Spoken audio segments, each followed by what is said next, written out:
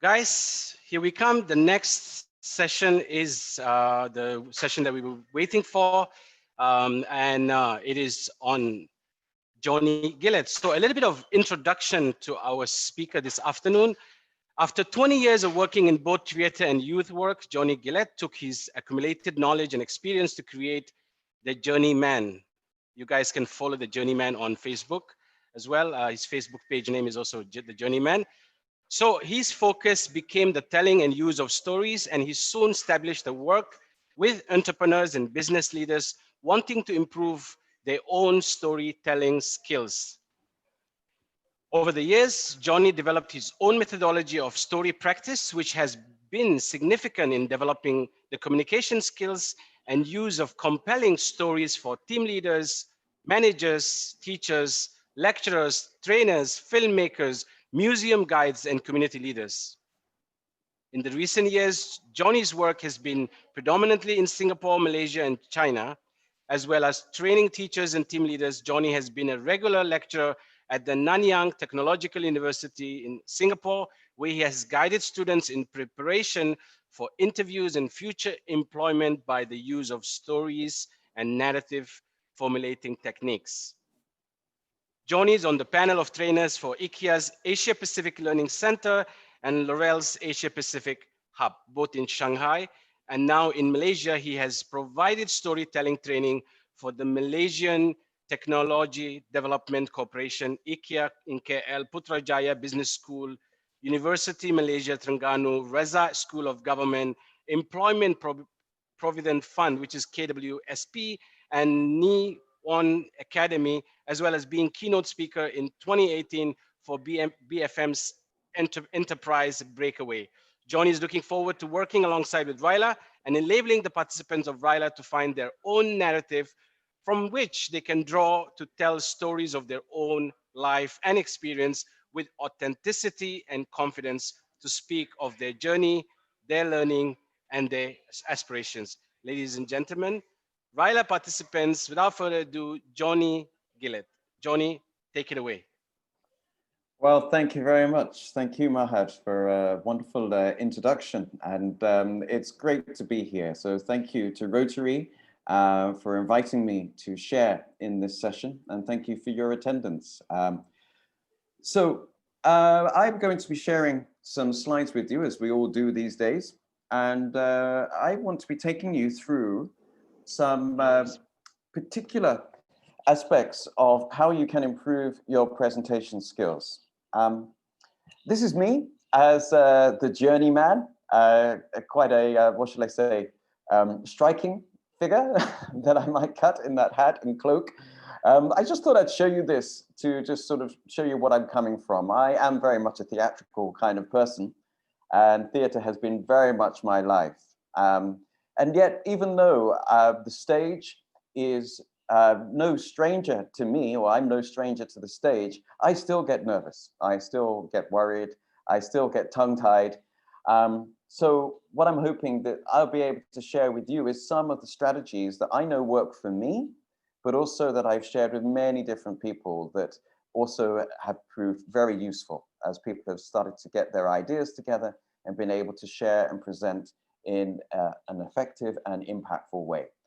You'll notice there are three logos on the side there. One's my personal one, the Journeyman, one man, a world of stories. When I first started out as sharing stories that I had collected from my journeys, literally across the world.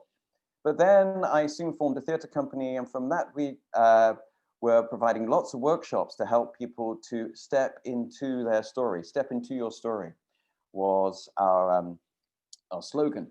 But now, more recently, I am based in Kuala Lumpur, and I am with KLSP. KLSP is Malaysia's one and only Shakespeare theatre company.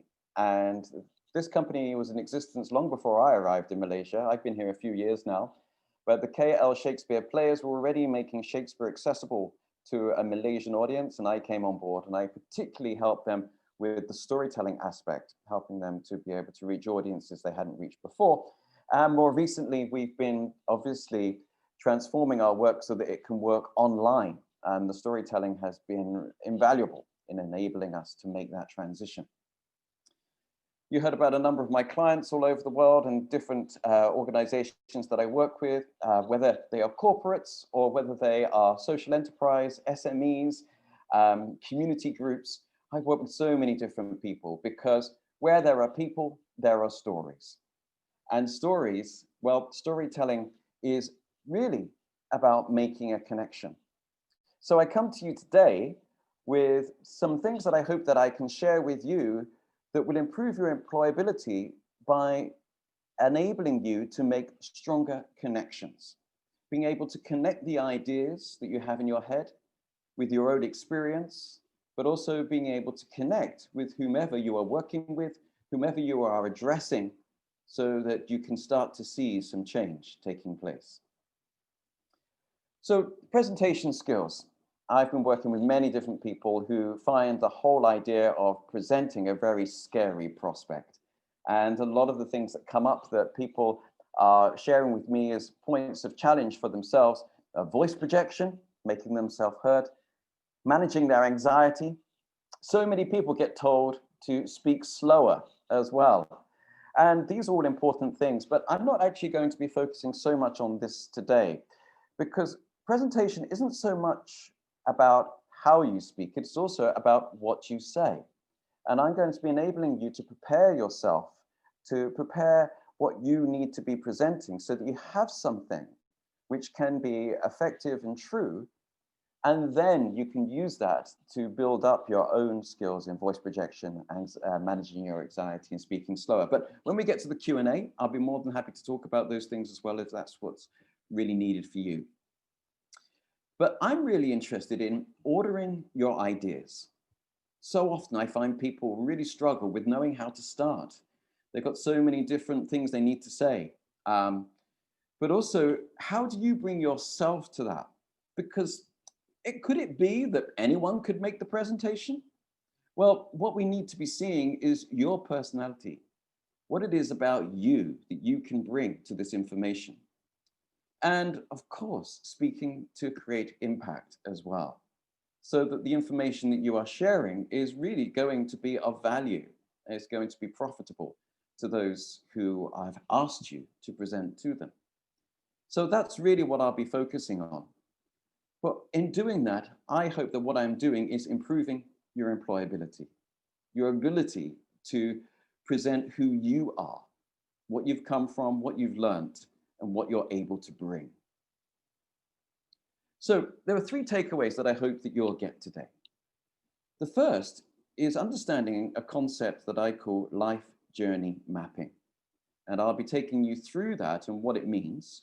And I hope that that's something that you will be able to utilize as you start to understand what you have, what you can give, how your experience, your own personal experience, is invaluable to making you the person you are today, and you will really capitalize on that experience. But also being able to communicate it. So I'm going to be showing you something that I call the common narrative pathway. It's an established way of telling stories that has been going on for thousands of years and in every culture across the world. It's something that many people have identified, and it's proven to be effective. So we're going to look at that and how it can relate to information that you want to share. And then I'm also going to be looking at the beginning and the end. How you begin and how you end a presentation are just as important as each other. In fact, maybe the end is more important than the beginning. And that's the bit that people always seem to mess up. So let's take a look. Life journey mapping. What am I talking about there? Well, let's consider a character in a story who has humble beginnings. You see this little figure right here in the corner. Maybe it's a boy that works on a farm. Maybe it's somebody that is staying with a family that's not their own because they lost their parents and they don't know what life holds for them. The story of a character with humble beginnings and goes through life with some wins and some losses and is sensing that there must be more to life than this. They have dreams and desires, never fully understood by those around them. But they get on with what the expectations are on them and deal with the drudgery of life. until suddenly a golden opportunity arrives. And they're able to apply themselves to that opportunity. They respond to it in their distinct nature. Something about them is enhanced by responding to this, and their life takes off. All of a sudden, they are learning new skills, they are growing until they feel like, yes, I've really understood how what I can bring, this weapon, and how to use it. And then they start to implement all those things that they learned from when they were younger, the things that they learned in that humble life, and they become the great hero that saves the whole world from danger and brings in a new era. Now, does that story sound familiar? If that story sounds familiar, I'll tell you what, we've got the chat box. I'm going to open it up here in front of me.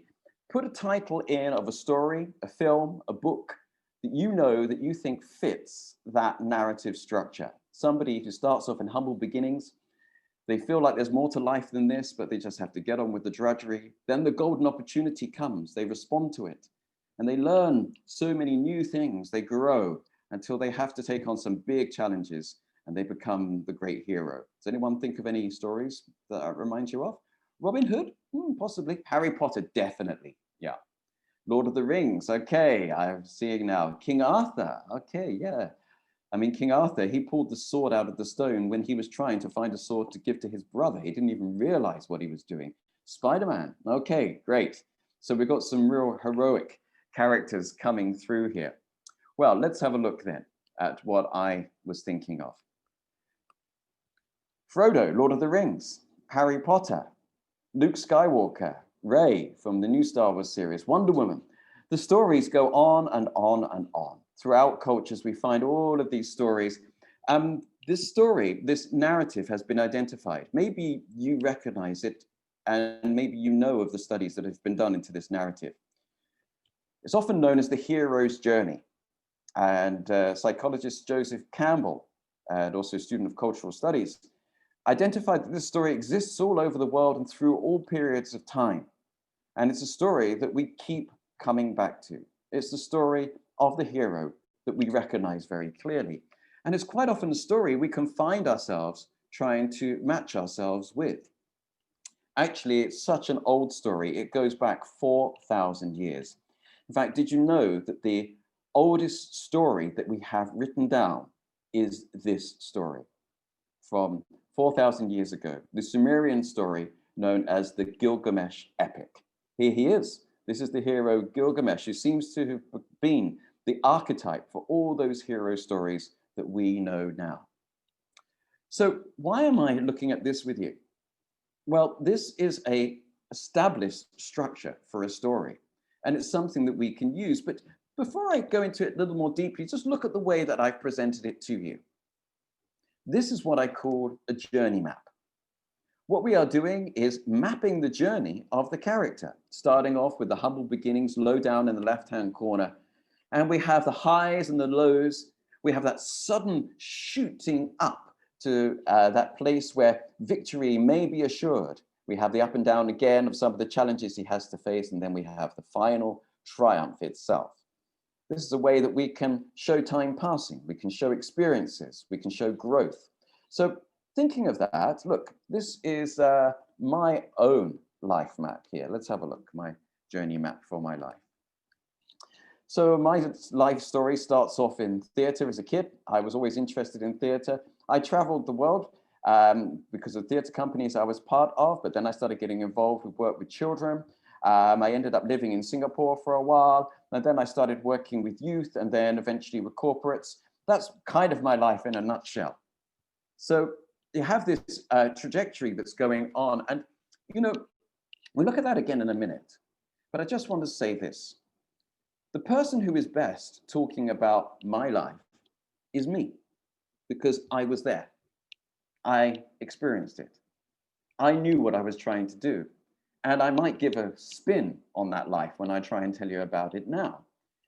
It's the things that are closest to us, the things that are most personal, the things that we have really experienced that we can talk about probably most easily.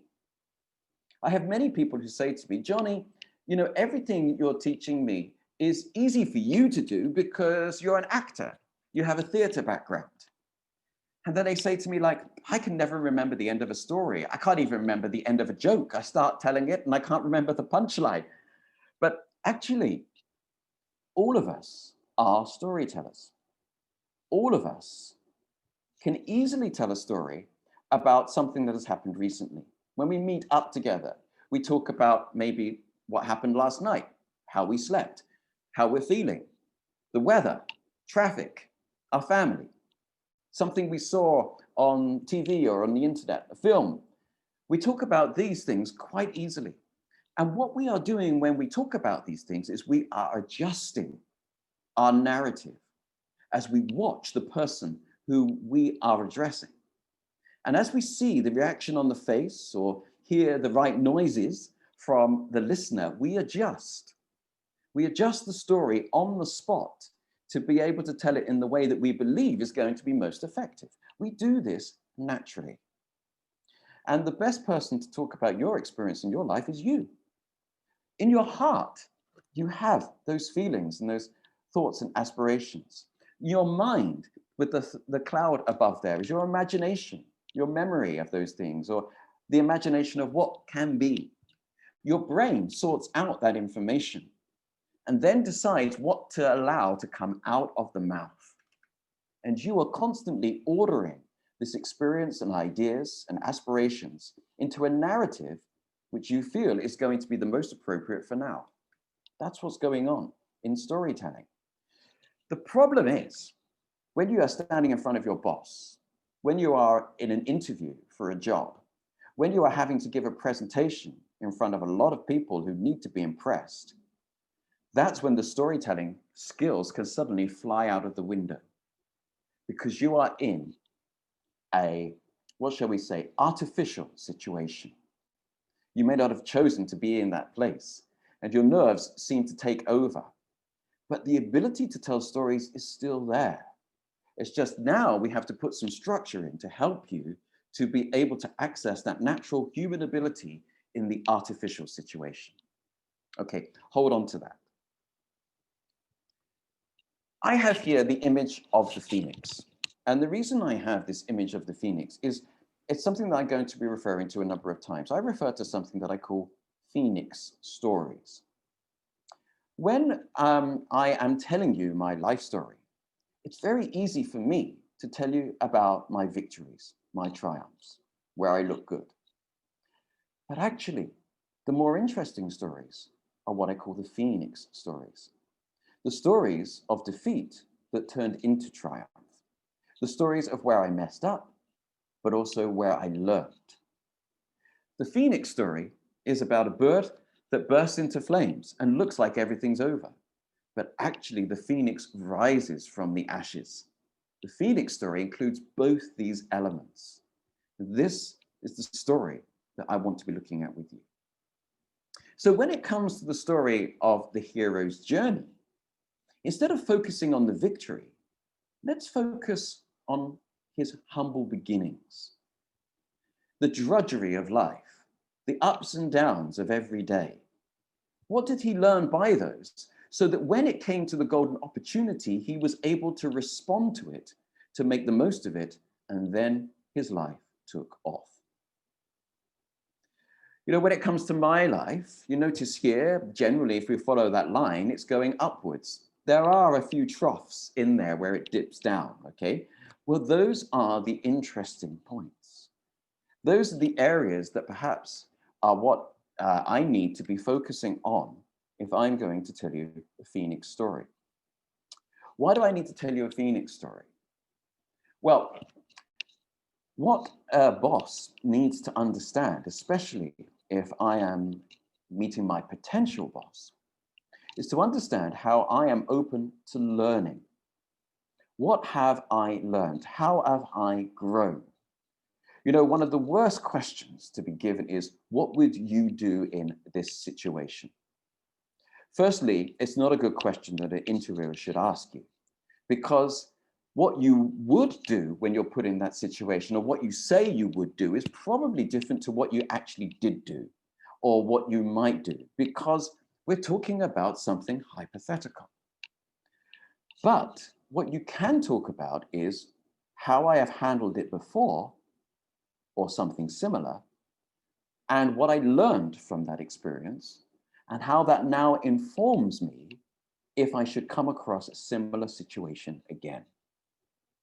So if you can effectively share the story of what you experienced, the time when something went wrong, and the learning by that, then that is demonstrating that you are able to put into practice your experience and learning.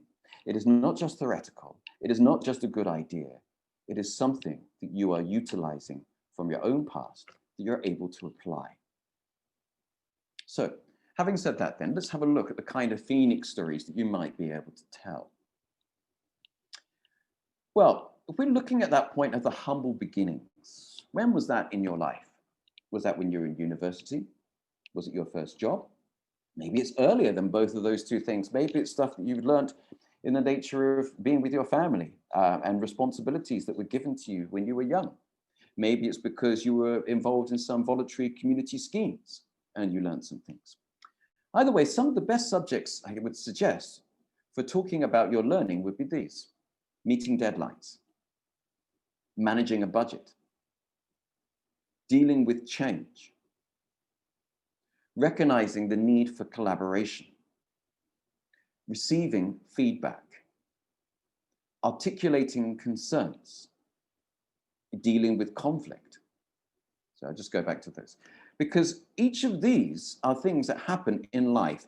And each of these are things that happen sometimes in the micro, where we don't have a great amount of responsibility. But actually, when we utilize that learning, we grow and we're able to bring that to somewhere else. So managing the budget for a department is a big thing, perhaps. Managing the budget for a project is a big thing. But what's the budgets that you've managed before? Was it your own budget when you were in university? Was it your own budget when you were saving up for something? You know, these things may seem quite ineffectual and pedestrian, but actually they're real life experiences. And if you can show, if you can demonstrate how they have affected your thinking and how you are able now to apply those things, then you are showing that you are ready to respond to the golden opportunity. So let's have a look then. If you've identified your Phoenix stories, if you've had a go at looking at your life through a journey map and recognizing your learning in that, how can you put it into a narrative that is going to work? Because as we start to think about it, there could be so many possibilities of what you could say. It may be that you've not really articulated these ideas before. So let me help you with something called the common narrative pathway. The common narrative pathway refers back again to the hero's journey. And let's have a look at what happens here. We can see that there are 4 aspects to this journey. And these are going to be really helpful in us being able to tell a good story. After all, this is the storytelling strategy that has been used for thousands of years and in cultures across the world. So it seems to be working. Firstly, it's the humble beginnings. Remember me using that term? Then it's the challenges and the learning. So the everyday things that happen to this character that stretch and push that character. Then it's the golden opportunity and the response to that golden opportunity. Then it is the implementation of the earlier learning and the way that that brings our character to a point of triumph, of overcoming. Okay, so let's put this into a table here. Humble beginnings, challenges and learning, golden opportunity, implementation and triumph. Now I'm just about to press the button and a whole batch of logos are about to appear. Just want you to think as you see these appear, do you recognize this narrative in the business story, if you like, the branding of these major companies?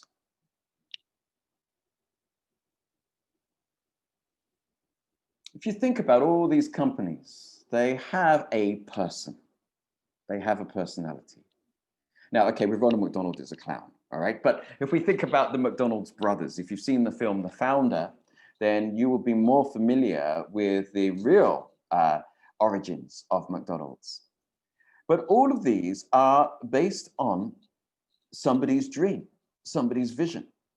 somebody who started out with humble beginnings. And their story, they often tell, will be about the challenges that they had to face. Steve Jobs, working on electronics in his garage. I'm actually from the same kampong as Anita Roddick, who's the founder of The Body Shop. And although was a few years older than me, I do remember her story, because I remember her talking about various banks she went to get a loan at the beginning, and they wouldn't give it to her. And those banks are kicking themselves now. But she was talking about how she was packaging up everything in boxes in her living room. All of these have the humble beginnings. Jack Ma, of course, a teacher of English to begin with. And in those challenges, they are learning, but also they are looking for that golden opportunity. It comes, they respond to it, and then they implement what they have learned, but at a far higher level. And so we have these success stories that are here. Okay, so this common narrative pathway is utilized by these big companies, but how is it going to work for you? How is it going to work with your Phoenix story? Well, let's have a look at this again. If we are working with the Phoenix story, we need to look at a point that comes a little earlier to the big opportunity. We need to find something that happened along here that is going to perhaps match with the area that we need to be talking about. So it might be, as I say, it could be to do with meeting deadlines. It could be to do with managing a budget, dealing with change, recognizing the need for collaboration, receiving feedback, articulating concerns, dealing with conflict. All these things, an employer is looking to see how you are able to manage, where you are going to fit, what you can bring. And even if you haven't managed to get to the point where you are totally proficient in these, what have you learned? And how are you demonstrating to me your ability to learn, to grow, to be what I need you to be in my company? I have a friend who asked me to coach him for some time about some videos that he wanted to make about a consultancy service he's setting up. And one of the core stories that he tells is about receiving feedback. He tells the story of how he was told by his parents and his teachers, work hard, keep your head down, get on with your responsibilities, and eventually somebody will spot you and give you the opportunity. He found that actually after a while, others were getting promoted and he wasn't. He needed to know what it was that he was doing wrong, because he was following all the advice he had grown up with, that he had been given. You should work hard, keep your head down, just get on with it, and someone will reward you eventually. But it seemed that everyone else around him was getting promoted and rewarded, and he wasn't. And he managed to realize that what it was he actually was quite resistant to receiving feedback. He did his job well, but he wasn't perfect.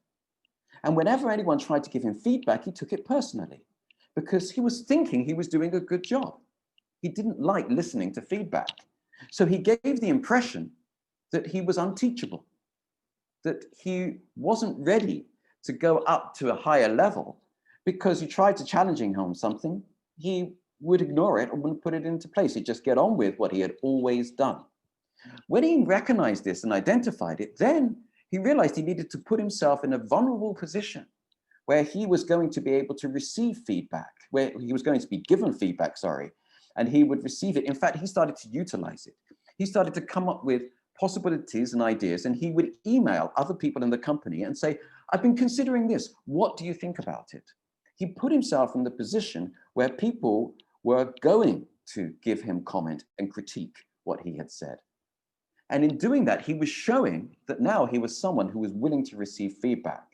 And because of that, then he started to receive the promotions that he felt he was due. So that story that he tells comes from a particular point in his career, quite a long time ago, quite early on.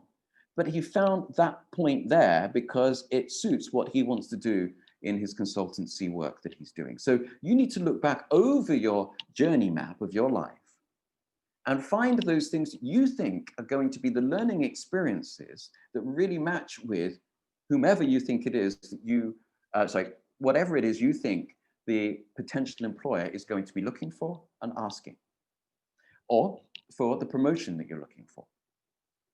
So having said that then, let's have a look. We need to remember we're humble beginnings, and we're going to put this common narrative pathway into this setting. And you'll notice it's all hinging on that trough there in the middle. The humble beginnings is like setting, but it's that point where there's a challenge and there's learning. That in itself becomes a golden opportunity. And then by implementing that, I triumph in this. So it's all in micro now. Okay, let's have a look. Common narrative pathway, humble beginnings, challenges, golden opportunity, information, and triumph. Let's try it with meeting deadlines. Okay, so I've come up with a story here. It's a story I have heard a few times told by people, and it's referring back to somebody who learned about meeting deadlines in their university days. So let's see how it fits. The humble beginnings, what could they say there? Back in university, I was hit and miss when meeting deadlines.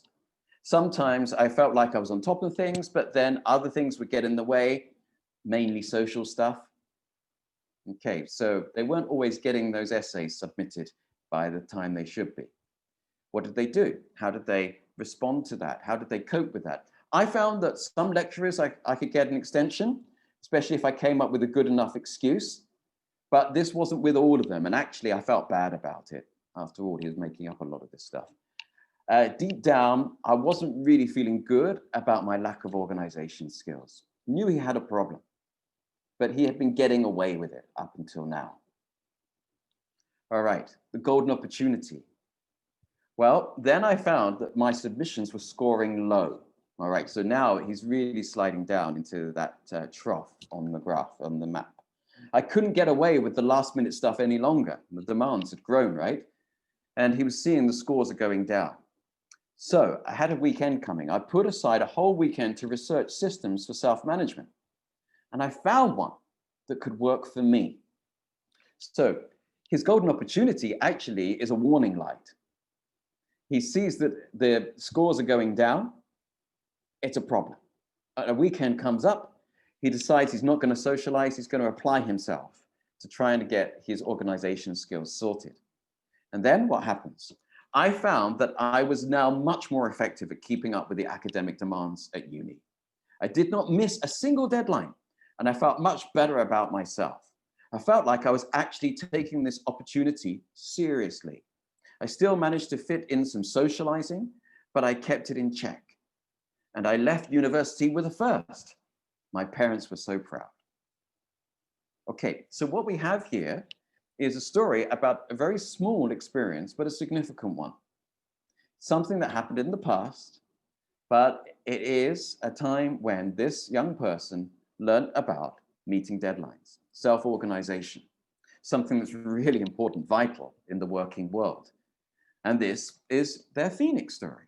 They were going downhill, but they rose from the flames. And it's told using the common narrative pathway. So there it is. It starts off with the humble beginnings. There are the challenges and the learning. There's the golden opportunity. And then it is implemented and he triumphs. So have you noticed something that's happened here? I said that we were going to focus on the beginning part of like the hero's journey, that drudgery, that day-to-day humble beginnings. But now in focusing on this Phoenix story, the whole of the Phoenix story about that small moment is almost like a hero's journey in itself.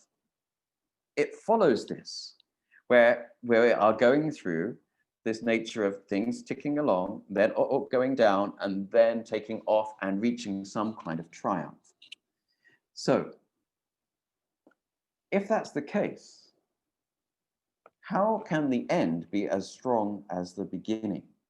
With the hero's journey, what we have is victory, triumph. And when we see these stories, we recognize, yeah, the hero has made it. They have overcome the enemy.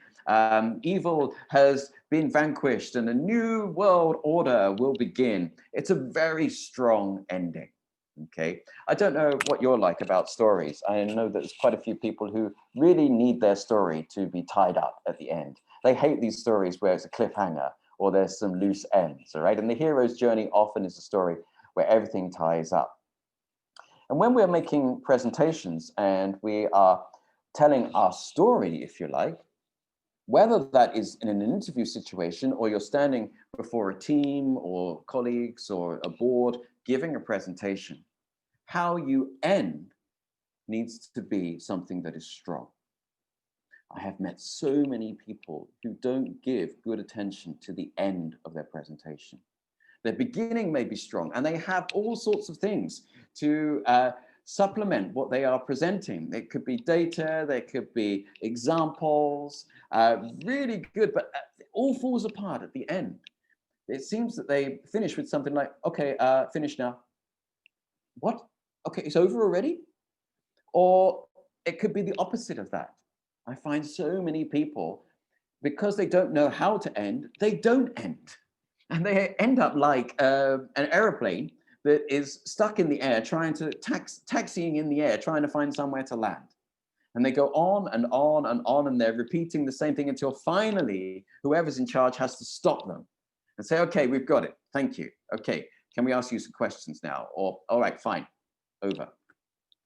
So neither of those is an effective ending. How can you make sure that the ending is just as good as your beginning?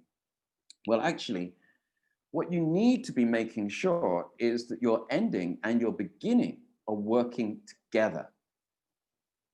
Let me put this common narrative pathway into a different form. Let's put it into a circle. So you've got your humble beginnings, challenges and learning, golden opportunity and implementation and triumph, okay? Step 1, step 2, step 3, and step 4. And you can see that we're going clockwise around this. But you notice in putting it in this form now, 4 and 1 are close together. They are joined up with one another. We've created a loop.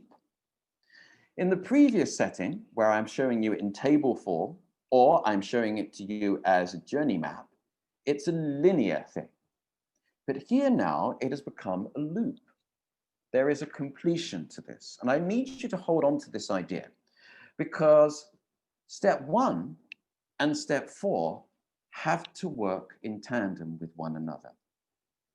The things that you say in step 4, the ending, have to be answering some of the ideas and aspirations that you have already in step 1. So we can call it an introduction and a conclusion, but they have to work together. What is happening is we set up some ideas, we go wandering off to explore them, and then we come back and we see them in a new way because of the journey we've been on. And so step 4 now gives greater strength to the ideas that were contained in step 1. All right, so you've maybe got the idea of what I'm saying there, but let's apply it now to our story of the guy at university who wasn't meeting his deadlines. This is the story he came up with, okay? And I went through it. I'm just going to read it again, and I'm going to point out some things that are missing here, ways in which, if he looks at this with the idea of the beginning and the end, he can improve it. Back in university, I was hit and miss when meeting deadlines. Sometimes I felt like I was on top of things, but then other things would get in the way, mainly social stuff. I found that with some lecturers, I could get an extension, especially if I came up with a good excuse, but this wasn't with all of them. And I actually felt bad about it. Deep down, I wasn't feeling good about my lack of organization skills. Then I found that my submissions were scoring low. I couldn't get away with the last minute stuff any longer. So I put aside a whole weekend to research systems for self-management. And I found one that I thought would work for me. I found that I was now much more effective at keeping up with the academic demands of the university. I didn't miss a single deadline, and I felt much better about myself. I felt like I was actually taking this opportunity seriously. I still managed to fit in some socializing, but I kept it in check. And I left university with a first. My parents were so proud. Okay, so this is his initial Phoenix story, but we're going to improve it a bit. by looking at the beginning and the end. You might think it's all okay. Let me show you what's missing. Let's have a look at how these two relate to one another. So he's starting off describing a situation. This is generally the way that we begin when we're telling a story. We describe something and we find ourselves at the end somehow, okay? But let's now really look at this with consciously, thinking of beginning and end relating to one another. Back at university, I was hit or miss when meeting deadlines. Okay, so this all seems to be about having deadlines and enjoying a social life, but it's getting in the way a bit of being able to do what he's meant to do at uni. All right, okay, fine. Then the last one is about how he's able to keep up with the demands of uni, doesn't miss a single deadline. He's making the most of this opportunity, manages to fit in some socializing. Okay, that links with step one. Left university with a first. Okay, congratulations. My parents were so proud. So we've got parents mentioned in here. Well, that's nice, but there's no mention of them earlier. Also, he's talking about this being an opportunity. Okay, it just so happens that this student was studying overseas. Okay, so, you know, a lot of people who go to study overseas enjoy the independence that they have, and maybe they start focusing more on socializing than they do actually on studying, when actually they've got a great opportunity. So let's just try and augment that a bit more in this story. Step one, let's think of another way of saying this, using the same ideas, but now I'm going to take some of the things that are happening in the ending and put some of them in the beginning so that we start to get these two to work together better. Let's try this. I actually went to study overseas and I loved the freedom that gave me. I was in charge of my own life and I made the most of it. There were so many great things going on the university campus and I made lots of friends. Of course, with all the socializing, I didn't always make it with the deadlines with my essays, but that didn't really bother me. I knew I would come up with some excuse and I just told my parents what they wanted to hear. Okay, now that's not an unusual young person, but can you see what is happening now is I am referring to some things that we will pick up again in the end. I'm talking about the parents now, and also I'm talking about the opportunity that is here. Now I've done that and I'm looking at step one and step four in relationship to one another. I might need to do something more with step four, especially if I'm speaking to an employer, because, okay, my potential employer might understand that when I was a kid and I went to university overseas, I was a little bit wayward, okay? But I've got to give some reassurances that that was the past and I've learned from that and I've grown from that, okay? So let's see if now I can add to the ending so that I give those reassurances. What can we do? Okay, I'll put another little paragraph in here. I'm so glad I learned this in university. Okay, so I've learned my lessons now. It was in university. And set up the right habits there. Because I can see how important it is to meet deadlines in working life, especially if you're working in a team. Okay, so can you see now that what I'm doing is I'm bringing a relevance of all of this learning to the potential employment space, employment possibility that I have. Okay, so let's just take a look. I'm just going to go back with this. So let's see if I can do this. Okay, right. So I'm going to use step one and step four from the previous. I'll just read those and then I'll go back. I actually went to study overseas and I loved the freedom that that gave me. I was in charge of my own life and I made the most of it. There were so many great things going on the university campus and I made lots of friends. Of course, with all the socializing, I didn't always make it with the deadlines for my essays, but that didn't really bother me. I knew I could come up with an excuse and I just told my parents what they wanted to hear.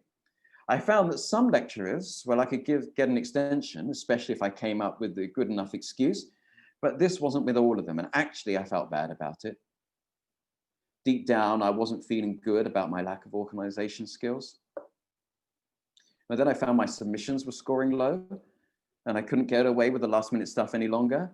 So I put aside the whole weekend to research for some self-management systems. And I found one that I thought could work for me. I found that I was now much more effective at keeping up with the academic demands of the uni. I did not miss a single deadline and I felt much better about myself. I felt like I was actually taking this opportunity seriously. I still managed to fit in some socializing, but I kept it in check. And I left university with a first. My parents were so proud. And I'm so glad that I learned this in university and I set up the habits there, because I see how important it is to meet deadlines in working life now, especially if you're working in a team. Now, this kind of story, you would not probably say it exactly that way if you were in an interview situation. But having gone through that process, you are putting that story into your head. You are almost walking the path before you actually do it for real. So that when you go in to the interview situation, you have rehearsed it, if you like. You don't have to learn it like a script. In fact, don't do that. One of the greatest things about storytelling is like that image I showed you with the heart, the brain, the imagination, and the speech bubble. It's the ability to visualize. And I don't know whether you can relate to that story that I shared from that student, whether you had a similar experience. So you can visualize perhaps your own experience going through that. Or maybe you could just visualize what this young person did, even if your experience was different. But it's that visualization that enables us to present well ourselves. If we can find a connection, if we can rehearse the story and see it for ourselves, we put those memories and those images back in our head. Then when you're in the interview situation, you can speak from that visualization. That is really the springboard into the story that you need to share. But because you're in a situation that's going to be one of anxiety, one that's artificial, one with a lot of demands, you need to have walked down that path already. You need to have rehearsed it a bit. But if you focus on visualization, then you come across as a lot more natural. If you learn the words that have been written down, then it really feels like you're just saying a script. And that's when you lose your authenticity. So, with what I've said then, let's take a look. I said about life journey mapping. So this is a useful thing, I think, to do every so often. To think to yourself, okay, what's happened in my life? If I make a journey map of my life, what are the things I'm going to put in there? You don't need to start from small, from young. You can just look at the past year. I mean, this year, wow, what would be the journey map of this year? So much learning, right? So many changes. You could do a really extensive journey map just on the past 12 months. And maybe that would be useful. I know that in my own experiences of having to adapt to go online, I've had to learn a lot of stuff and I've made mistakes, but also I've responded to opportunities. Some opportunities that I didn't recognize as opportunities at the time. I saw them just as something unnecessary or demands on me. But then I realized, that opened the door for myself. Well, putting it into a journey map enables me to identify that, to see it. So why don't you make a life journey map to identify your Phoenix stories? Have a look at what they are and see how the learning of those stories matches with some of the things that you feel would be key areas to present if you are going to be really showing your high employability. Articulate the learning gained from these experiences. A lot of us don't like talking about when something went wrong, but what we can talk about is what we learned, our learning. The common narrative pathway, well, that is a way to summarize the story. It's a structure you can put it into. Quite a lot of the time, there's so many things we think we have to include in the story. Well, just to get the story down to those 4 steps enables you to have a summary that you can work with. And you can expand any of those 4 steps as you see the need to. But at least you know where you're going with the story. You have those stepping stones that enable you to work through the narrative pathway.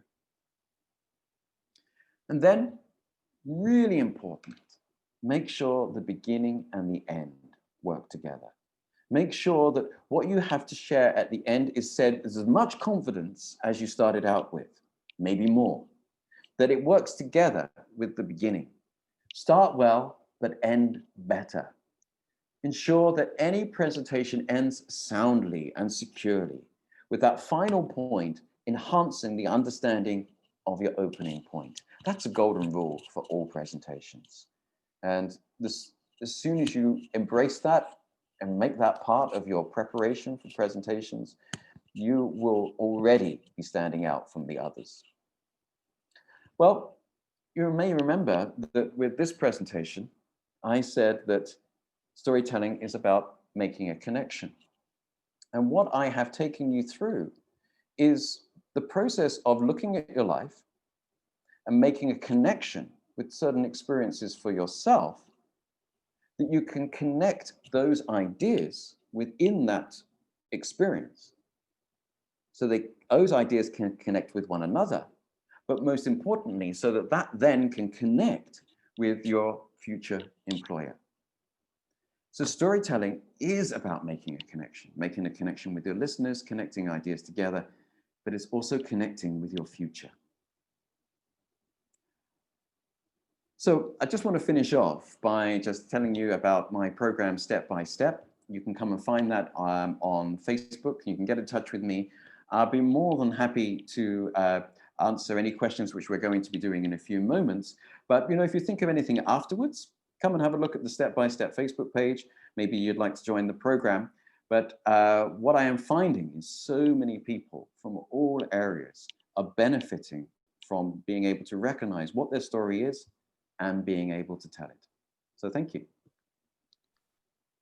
Thank you very much, Johnny, for that very interesting presentation. I hear Johnny talk about this topic a lot, but it's always refreshing. It's always different. There's always something new, and always looking forward to Johnny speaking on the topic of storytelling.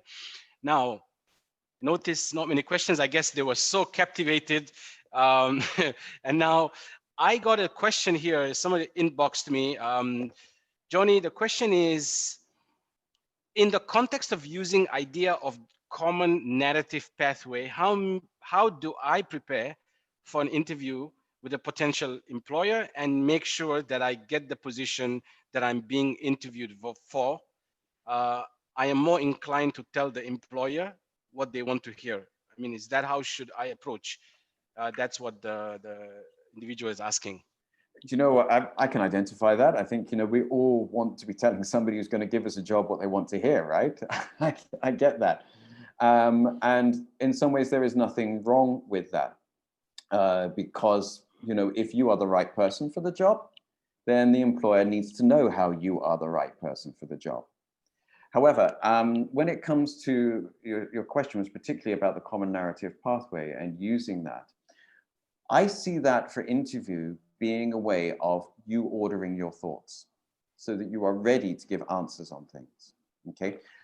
What you need to be doing is looking at, obviously, the company that you are hoping to be employed by. You need to understand what they do. You need to understand the position that you are hoping to receive and what kind of demands will be on that. And it is with that information then that you look back at your journey map, your life journey map, and you see, when did I face that before? There may be some things in the job spec you find quite scary. And that's really the position that the points you need to be looking at in your life journey map to see where you did something similar. Obviously, with every promotion, with every job we go for, we're going to be stretched as people. So we have to convince the employer that we are the right person for that stretching. And so if you're able to identify what you've done before that matches with those expectations on the job and also with the culture and the nature of the company, take that through a common narrative pathway so that you have rehearsed it in your head as to how it's relevant and the way that you would articulate and say it. Quite often I've been in so many situations with people when I've led interviews myself, or I've sat on panels where somebody's asked a question and I know that they can respond to it, but they haven't thought it through. I know what they're like because I worked with them. I've seen what they can do, but they haven't thought about it. And they are searching and scratching around to say, well, yeah, I kind of did. And yeah, because they haven't actually put it down and defined it as something. So that's where the common narrative pathway comes in. But you have to do your research. You have to know the position and the employer that you are hoping to get that job with? Absolutely, absolutely, Johnny. You know, I heard you speak about communication and obviously storytelling in different perspectives, different ways for even corporations. But I'm really glad that you're here this afternoon, and you tailor-made this presentation especially for our RYLArians this afternoon that are obviously part of the employability program. Now, looks like some of the questions that are coming in are pretty much related to that area. Yep. I've got a new question coming up from Noor Sophia Muhammad, and she's asking, does storytelling involves with our creativity? Because I'm not really good in storytelling or telling Okay, you stories. know what? I wish I had $1 for every time someone said that to me. Okay. But then I wouldn't be doing this job. You know, this is, so many people say this to me, and what should I say? The word creativity can be quite scary for a lot of people. And I would first of all just bring you back to the fact is, you tell me about the time you tried to tell a story and it went wrong. I'd like to hear you do that. I'm sure you could. But do you realize that in doing that, you'd be telling me a story? And this is the thing that I need you to recognize, is that you tell stories anyway. You're already doing it. It's just that you're not doing it as a profession. You're not a theater person or professional storyteller, okay? But you do it because you're human. All right, so recognize that first of all. But then secondly, the creativity. Well, what is creativity? I know that you had a session on that in the other stream recently, but for me, what is creativity? Creativity is the way that we put things together. So, you know, if you can think about something you've done in your life, an experience that you had in a previous job or when you were a student or something like that, that you are able to see how that matches with the demands of the job you want to take, that is creative thought already. Because you can come up with 101 reasons why it's not applicable, 101 reasons why it's not the same thing. But if you can see how it is the same thing and you're able to tell me how it is, you're utilizing creativity. You're not lying. You are showing me what you have learned from it and how you can apply it. That is creativity. Thank you, Johnny. I hope it's clear now, Noor Sofia. Now, Johnny, speaking of creativity and coming up with, with things and stories, Praveen is asking something related to that. And his question is, when we are about to commence a face-to-face presentation, for our opening statement of our presentation, can we rely on honesty of our qualification, or should we present based on the employability criteria just for the satisfaction on the employer? In other words, should I just be myself, Johnny, and just tell it as it is, or should I just take a step back and look at the job description and then come up something? And that's, I think, what Praveen is trying to ask. Okay. Well, I would say that those two aren't necessarily exclusive of one another.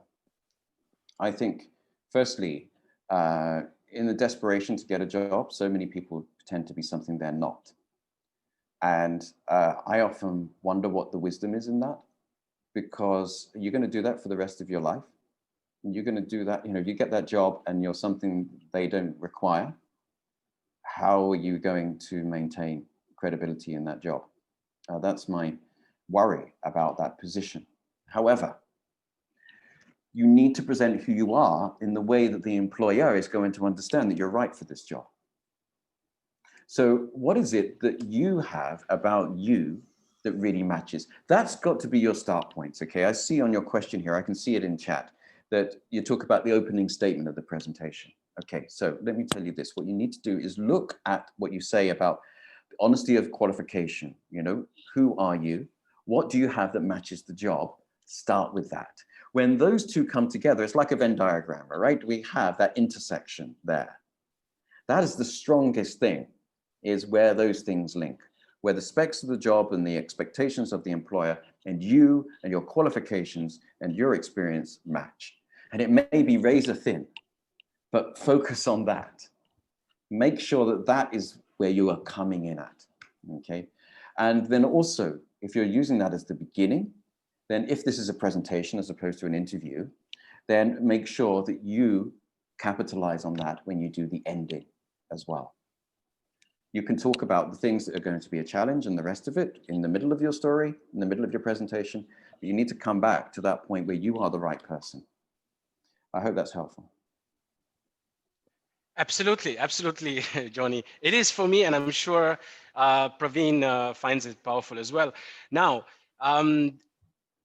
Shirley has a question, which is, what happens if I don't have a story to tell? Example, meeting deadlines. Is it okay to cite someone else's story and make it as my own? It sounds interesting. Okay. Well, firstly, if you're feeling that to respond to somebody on your ability to meet deadlines, I would say this is where perhaps creativity needs to come in a little bit. And I'm not talking about lying. What I'm saying is there has been a time when you didn't meet deadlines. I can guarantee you've been late for something. Okay. But also, you tell me the story of how you managed to meet deadlines then. Okay. If you're somebody who has no story about having to learn to meet deadlines, I don't believe you. But also, you tell me how you manage to meet deadlines. What is it you do? Because you know there's other people around you who don't, right? So yeah, how are you different to them? Tell me the story of what you do. And when I say the story, please don't think of stories as being this big heroic thing, right? The story is just a series of ideas that make sense with one another, right? And lead you through a journey. So you could be saying like, whenever a deadline comes up, I know that I have to do this. And then I make sure I do this. And then I make sure I do this. And if something comes up that's going to throw me off that deadline, I do this. And lo and behold, the deadline is fulfilled. Okay, tell me how you do it. That's a story. But then citing someone else's story, well, this is something you have to be careful about, right? I think it's always good to refer to others because that gives even greater credibility to something you are trying to suggest, that it's not just your own personal experience and opinion. I talk about how this idea of the common narrative pathway is also used, although they may not use the same term, by McDonald's and Facebook as well, actually, Apple and the Body Shop. They all have this strong common narrative pathway story. So by presenting that and saying these guys do it, it gives more credibility to my opinion on it, right? So that's where we should cite other stories, where they give greater credibility to a story we already have. I think sometimes people will also cite stories where they are trying to address a certain topic. And we're going off employability a little bit here, but I'll just say it quickly. If you're dealing with a team and there is a certain issue that they need to be addressing, it may be that you haven't come across this before. So that's where a story is, you say, well, this team or this particular company, they came across something else, they put this in place, this is what happened. That's what I want to see us try and do here. So that's a story where you're citing somebody else, where I think there's relevance and justifiable to do that. Absolutely, Johnny. So our next question is from Ng Lun Fu, but he flips it all, and basically, it sounds very interesting to me, because I think what he's trying to speak on is more on building connection and building rapport. Yeah. But what his question is more about, he flips it. He's asking, can we use storytelling to stimulate the interviewer to share info that we could not find publicly, like company culture? Meaning to say that getting them to basically tell us story about the company and all that. How is that actually useful, Johnny, besides actually getting common ground and building rapport? No, I love this question. It's one I don't think I've heard in this context before, and really good question, because what it illustrates, first of all, is the importance of you as an interviewee, the importance of you going in with questions. There are so many times when people go in expecting to be asked questions, and when it comes to the point of, so do you have any questions? They go, no, everything's fine. No, it's not. But there's a sense of like, if I ask questions, I'm causing trouble. Or if I ask questions, I look like I don't know. But of course you don't know. You never worked for this company before. Okay. Actually, employers are more interested in people who ask them questions. So this is where this fits in. really. Now, a story, yeah, that would be quite good. You could talk about how somebody in the company that you know of experienced something, and you can say, it could be very simple. You can say, I know of somebody, actually, I know of somebody who used to work for this company, and they found that there were additional learning opportunities that were presented by the company. Is that true? Because they found that in doing that, they were able to gain this kind of qualification, and they were able to put this in place, and they were able to utilize that information. I'm being very vague here, but what I'm trying to do is suggest that you could tell a story as a question. And it's really important that you ask questions so that you can find out more about the company's culture.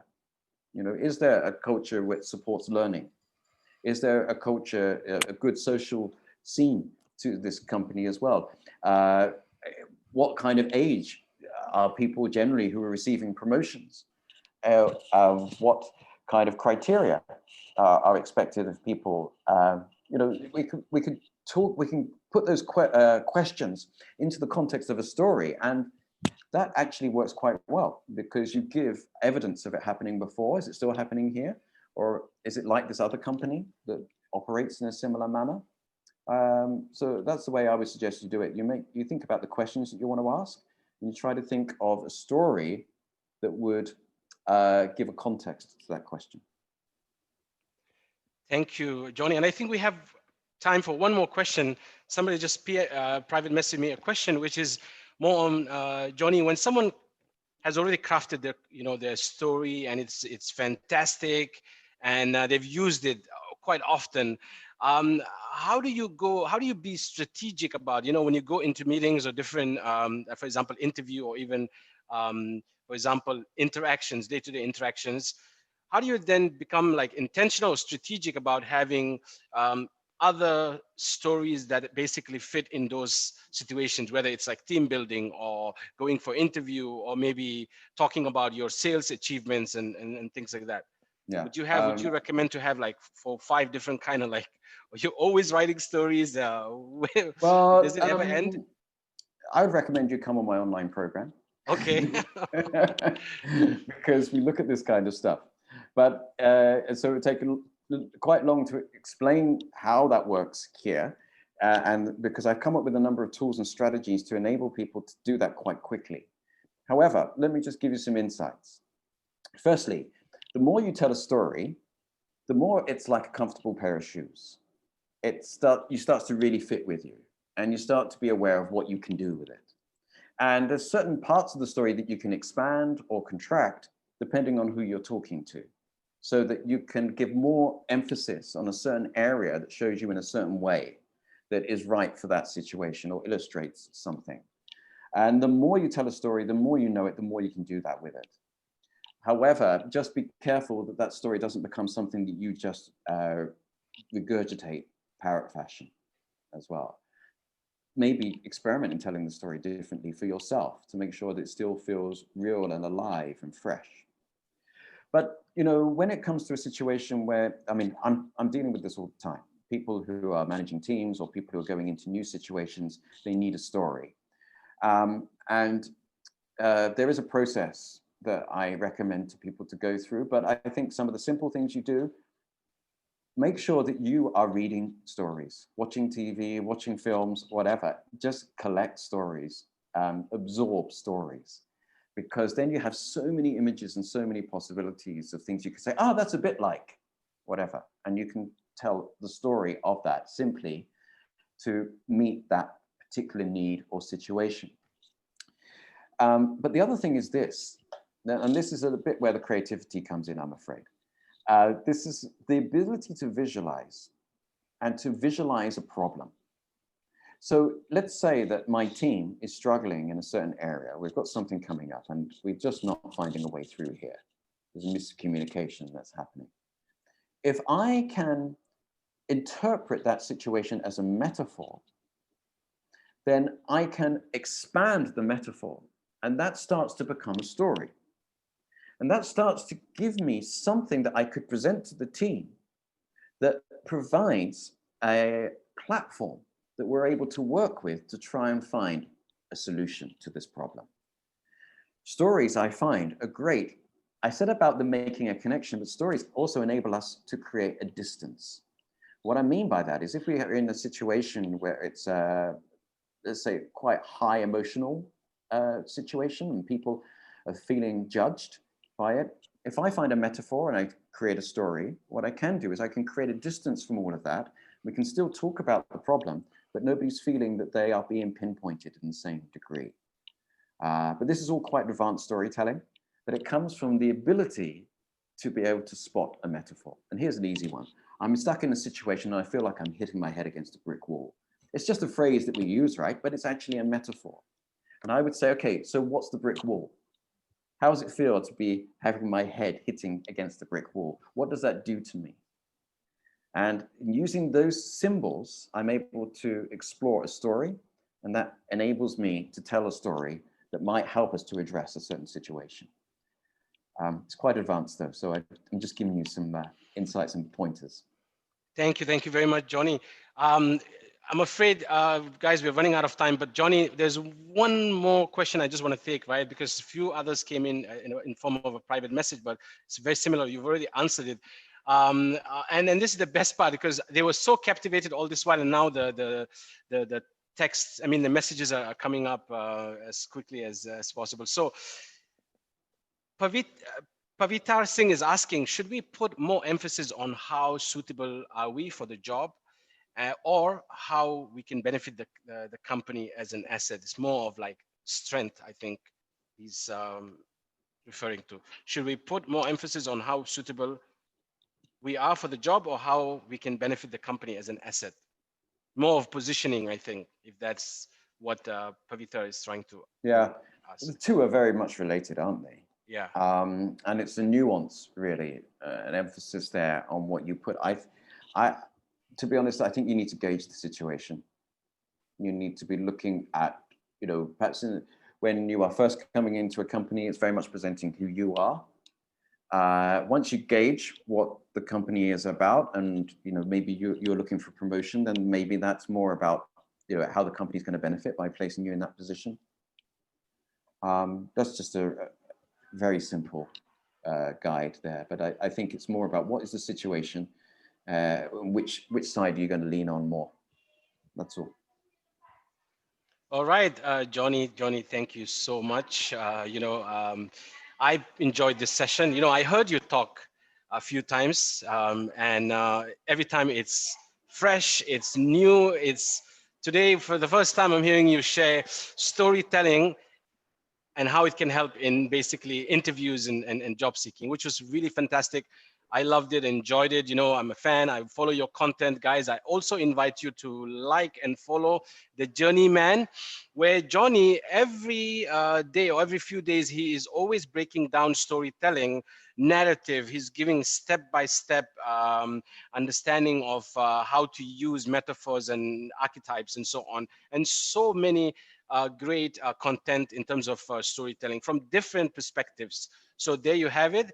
And I just want to, kind of in wrapping up, I just want to revisit what Johnny shared with us this afternoon, the three main takeaways of his session, which is basically first starting off with the journey map of learning, which is make life journey map and identify your Phoenix stories. Here's where you basically look at the rise from defeat and also learnings that are basically gained from these experiences. And then the common narrative pathway, which in other words summarizes the Phoenix story to 4 key points, right? And then the stepping stones of your own narrative pathway. And then he talked about also the beginning and the end, which is basically start well and end better. This helps you ensure that your presentation ends soundly with the final point of enhancing the understanding of your opening point. This is all fantastic information, very helpful. Johnny, I'm reminded of one of my favorite motivational speakers, Jim Rohn, who said once upon a time, if you don't, and this is for you guys, the RYLA participants, Jim Rohn said, if you don't design your own life plan, chances are you'll fall into someone else's plan. And guess what? They have planned for you, not much, right? So there you have it. With the power of storytelling, you can design your own life stories and always stay ahead of the curve. And so that was very helpful. Johnny enjoyed it. It was fantastic as always. Next, I would like to invite our RYLA co-chair, Shirley, to thank our speaker. Over to you, Shirley. Thank you, Mahat. I think basically, Mahat, you like robbed 3/4 of my whatever I wanted to say. Okay. But I wonder whether all of you all noticed that, Johnny practices what he preach. He's told us, that like the three key pointers, which he said, the life journey mapping, the common narrative pathway, the beginning and the end. But did all of you realize that his presentation today was also all that he put into place? He had his beginning, he enforced his point at the end. So he said start well but end better, and along the way he had his own mapping. So as I'm listening to his points, and I'm looking back at his own presentation today, and Johnny, you did that. You practiced what you preach. Thank you very much. There were a lot of good points. Even we are not RYLA participants, but we have also gained so much from it. And I just want to do a recap for the participants, especially because employability is all about getting noticed, remembered, and getting hired. All right. So in the first workshop session, Aleta shared about how to get noticed, and that is through your resume. What are the kind of things you need to put in your resume to get noticed, and then remembered. Remembered is actually through the stories, because probably down the line, most of these employers will never remember your credentials or what you have, but they will definitely remember your stories. So the power of your story is there. That's the thing that's going to be etched in the minds of most of the employers, and that's the one that actually touches on the emotional aspect of the whole interview process. So with that, thank you very much, Johnny. And VMC, can I have the certificate? Thank you. So this is our certificate of appreciation, Johnny, for your great contribution towards our youth empowerment in our RYLA Rotary Year 2020-2021. This is the virtual certificate. The hard copy certificate will be mailed to you, definitely. We thank you from the bottom of our hearts, because I'm very sure all our RYLA participants gained so much more today. So with that, I'll hand over to Mahat. He's busy still clapping. Thank you very much. Thank you. Thank you. Absolutely. Thank you. Thank you very much, Shirley. All right. So I would like to next invite Shirley to give the assignment tips. But before we go there, I just wanted to once again, guys, invite you to like the Journeyman. You get a lot of content there and information. So do you want to? So next we have the assignment tips, obviously towards the end of the presentation. So I would invite Shirley to share anything you want to share with us, Shirley, this afternoon. Oh, yes. Yes. Last month, we shared about the assignment per se, the format of the assignment that's going to come out. And this month, what we're going to touch on will be on your video presentation assignment, and just some quick tips for it, things that you need to take note of. It's also a little bit of recap also of some of the points that was also highlighted by Aleta in the first session, and even by Johnny in today's session. All right, next slide. Now, keep it short and simple. Keep it to the points. Don't deviate, because you only have certain time frame for your video presentation. So make sure that you have whatever you want to say during that time. So keep it short and simple. Like I said, do not exceed your timeline, because compliance to requirements give you points too. So that's very important. Try not to have too many animations and decoration, because that can be very distractive, and then we might just miss the message you're trying to tell us. Next slide. Demonstrate your key message first. Remember what Johnny said, the beginning and the end. So you start well but end better. All right. So capture your audience attention.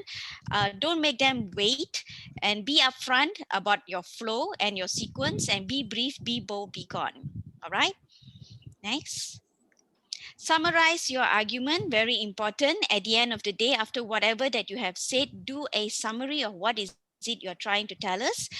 Start out with your key idea with short and snappy points, and summarize your key idea again at the end, making sure you have you expand on that point, and make sure you rehearse and rehearse. Trust me, if we say that we want a video of 4 minutes, for example, and then if you do not rehearse, you will find that you may have exceeded your time limit.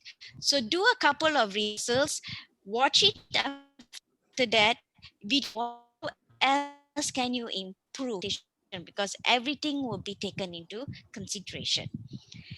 And lastly, create a relevant script. Stick to the topic that we want you to talk about. Don't deviate too much. All right. If you have the time, maybe you can deviate a little, but honestly, I do not think you have that time. So keep your words and speech relevant. Be concise, be brief, be accurate, be concise. Ensure your presentation is easy to understand. Don't try to use too many bombastic English words and getting all of us cracking our heads what you're trying to tell us here. And have a natural flowing language. All right, and be comfortable. That's very important. Be comfortable where you are when you do this recording. And invest in quality, very important. Try to use a high resolution camera so that you look clear. Have good lighting, very important. Remember, Aletta mentioned how important is it to have good lighting. Do not do your recording in a noisy area, or to do your recording in a dark area where lighting is bad and I can't see your face. Have good audio capture. That's very important. Don't have echo or fan sound in the background, or noisy sounds in the background, people walking up and down in the background. Now all that are distractions. So choose a right location when you are doing your video presentation. And lastly, try to use a tripod if you have one, or a stabilizer, in order to have a stable footage and not one that is shaky. All right, so it's good to have some investment in quality. And then lastly, create a rich and dynamic feel. Use good body language, important. Angling is also important. The space on your left and your right, and in the screens, that's also very important. Charming smile from the beginning till the end. Be captivating from the start to the end. Have good dress code. Do not think that just because we're going to do a video presentation, you can just wear a singlet, for that matter. All right, or wear an outfit where we'll be wondering whether you're wearing anything or not. And use relevant and professional background. So for example, like today, we the organizers, we have the RYLA background, so that's being professional. I'm not asking you to do that, but you can have a background that probably maybe if your house has bookshelves, and then your bookshelf can be your background, so it gives a very different professional outlook. So we leave that to you and your creativity. So that's it. All the best to you all for the video assignment tips. Next month, we will touch on your written assignment tips. So every month in the assignment tips, we always touch on a certain area. This is just to help you and to prepare you for the actual assignments that will be coming at the end of your 4th workshop session. So with that, I hand it back to Mahat. Thank you, Shirley, our co-chair and RYLA program director. Next, I would like to invite a past governor and RYLA 2021, 2020-2021 chair, organizing chair, Kiranjit Kaur, for closing remarks. Thank you, Mahat. Phew. Shirley, thank you so much. Now, JG, amazing presentation. Everyone present, thank you for being here with us today. Now, I'm actually very impressed, Shirley. You've been taking a lot of the tips that's been given also by the other earlier speakers, and you're really giving it to us. Thank you for reminding me of lighting. So I moved my computer today to have better light. Now, friends, Johnny, the Rotary Youth Leadership Awards is a leadership program coordinated by Rotary clubs all over the world. Now, it's very interesting after listening to you, JG. I believe we started well with a new idea of coming up with a brand new or an interesting way of bringing something good to a RYLA participant. We had nearly 200 applicants for this RYLA event, and under our able ideas that's been given by this team and our very charming program lead here, Shirley, we had come up with an employment segment and also an entrepreneurship segment. Now, each year, thousands of these young people benefit, and they're sponsored by Rotary clubs all over the world. They benefit from the courses that from this event that we in Rotary are trying to give back to the young in the world. So in our district, I think for the very first time, we are bringing RYLA in this manner and in this light to our RYLA participants. And I think we're beaming live to all our fellow Rotarians in our district and anyone else who are tuned in right now. Thank you very much. The organizers have put together Rotarians that are coming on board or that are representing us, have brought together excellent speakers like Johnny and all our other speakers to actually bring something. And we hope that all of you participants in this stream will be able to benefit from the lessons that the presenters have given to us. Now, every one of our presenters have given valuable sharing for the benefit of all our RYLA participants. I hope that we will end even better, okay, taking the lessons or the sharing that you've been given, and we're really looking forward to the other two speakers. On behalf of our District Governor, Teo Kwan Swee, and the RYLA organizing team and all the participants as well as the Rotarians in our district, Johnny, we wish to thank you so much for spending time. And can we put our hands together also? Thank you, Johnny. Johnny. Thank you so much. Thank you. You know, for sharing. And yes, Mahat, you're right. Every time I listen to Johnny, it's something new. Thank you, Johnny, for sharing your wonderful story with us today. Thank you. Back to you, Mahat. Thank you. Thank you very much, Past Governor Kiranjit and Organizing Chairman. Guys, unfortunately, it's come to an end. Time for fellowship. Group photo. You can unmute and group photo as well. Please switch on your camera and let's take a group photo. All right, guys, smile. Those We who only have see your you. video switched off, please switch it on. Mahat, yeah. Hakim, Jivitra, Pavin, Sophia. All right, smile. 1, 2. All right. All right, Mr. MC, back to you. Thank you very much, Raj. Thank you.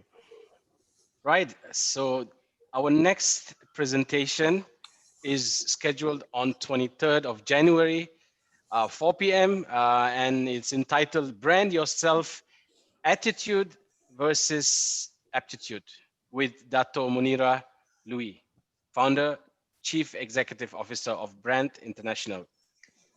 There you have it, guys. See you on the 23rd of January.